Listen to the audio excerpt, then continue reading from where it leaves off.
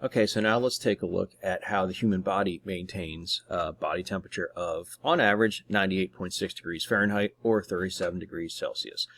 So this is our negative feedback loop with too high and too low. Otherwise, I call it the high-low diagram. Anything above the dotted line is your body temperature is rising above 98.6 degrees Fahrenheit. Anything below the dotted line is you're lower than 98.6 degrees Fahrenheit. So let's say you're working out and your body temperature is rising. Thermoreceptors, they're specialized receptors that only measure body temperature. Thermoreceptors pick up the information and they don't know what to do with the information. So they're going to send information up to the control center. The control center is getting tons and tons of impulses every second, thousands if not hundreds of thousands of impulses from all over the body. It's going to integrate all those impulses and it's going to realize that our body temperature is rising, and it makes the decision that we need to try to cool it off. So the control center is going to send impulses away from the control center to glands or muscles that are going to fix the problem. The technical term for those are effectors. Okay, so effectors always fix the problem and try to bring you back down to baseline or back up to baseline, depending on what the case may be. In this case, the two effectors that are going to kick in are you're going to sweat and you're going to shunt blood to the skin.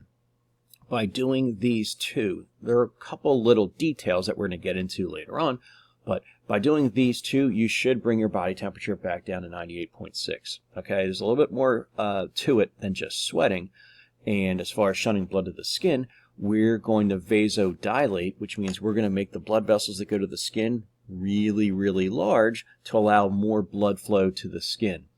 A white guy like me, I'm going to look red or flushed. And if I do both of these things, I should bring my body temperature back down to 98.6. Now, conversely, let's say we have a fire drill and we're standing outside in shorts and t-shirts and it's 40 degrees outside, our body temperatures are going to drop. The same thermoreceptors that picked up information up here, they're going to pick up information that we're a little cold, that our body temperature is dropping. Thermoreceptors don't know what to do with the information, so they're going to send impulses to the control center. The control center is going to integrate those impulses and decide, hey, we need to warm the body up. So the control center is going to send impulses away from the control center to effectors, and a reminder that effectors are usually glands or muscles that are going to fix the problem. In this case, we're going to shiver, which is going to generate heat because your muscles are contracting, relaxing, and we're going to shunt blood to the core.